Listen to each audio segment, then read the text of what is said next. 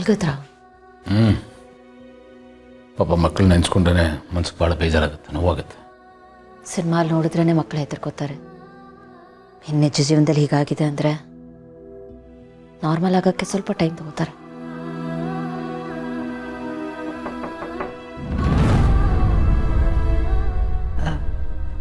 ಮಕ್ಕಳು ಮಲಗಿಬಿಟ್ರ?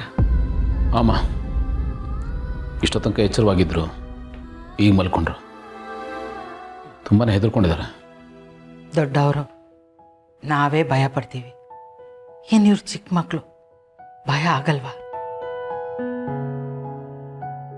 ಅದಕ್ಕೆ ನಾನೇ ನಿರ್ಧಾರ ಮಾಡಿ ಜೈನ ಒಳಗೆ ಹಾಕ್ಸಿದ್ದು. ಅವನಿರೋ ಜಾಗಕ್ಕೆ ನಾನೇ ಪೊಲೀಸ್ ಅವ್ರನ್ನ ಕರ್ಕೊಂಡು ಹೋಗಿ ಅವನನ್ನು ಪೊಲೀಸವ್ರಿಗೆ ಹ್ಯಾಂಡ್ ಓವರ್ ಮಾಡಿದ್ದೀನಿ. ಒಬ್ಬ ತಾಯಿಯಾಗಿ ನಾನು ಕಲ್ಸೋಕ್ಕಾಗದಿರೋ ಬುದ್ಧಿನ ಪೊಲೀಸ್ ಆದರೂ ಕಲಿಸ್ಲಿ ಅಂತ ನಾನೀಗ ಮಾಡಿದೆ.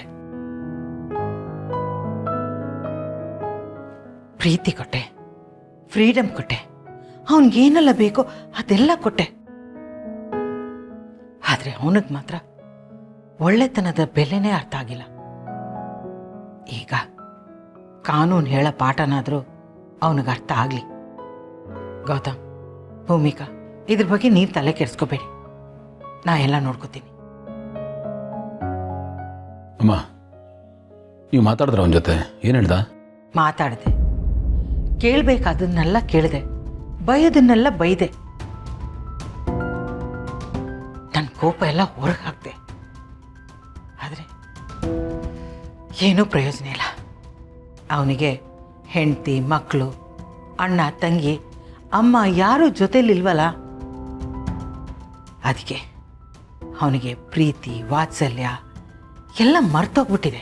ಅವನ ಮೈಂಡ್ ಸೆಟ್ಗೆ ಅಮ್ಮ ಅನ್ನೋ ಪದಕ್ಕೂ ಬೆಲೆ ಇಲ್ಲಮ್ಮ. ಅವನ ಕಣ್ಣಿಗೆ ನಾವೆಲ್ಲರೂ ಶತ್ರುಗಳ ಥರ ಕಾಣಿಸ್ತಾ ಇದ್ದೀವಿ. ಅಮ್ಮ, ಇನ್ಮೇಲೆ ನೀವು ಹುಷಾರಾಗಿರಿ. ಹೊರಗಡೆ ಹೋಗ್ಬೇಕಾದ್ರೆ ಪಾರ್ಥನೋ ಮಾವನು ಕರ್ಕೊಂಡೋಗಿ.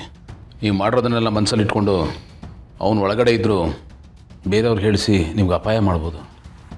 ನನಗೇನಾದರೂ ಆಗಲಿ ಗೌತಮ್, ಪರವಾಗಿಲ್ಲ. ಆದರೆ ನನಗೆ ನೀವೆಲ್ಲ ಚೆನ್ನಾಗಿರ್ಬೇಕು.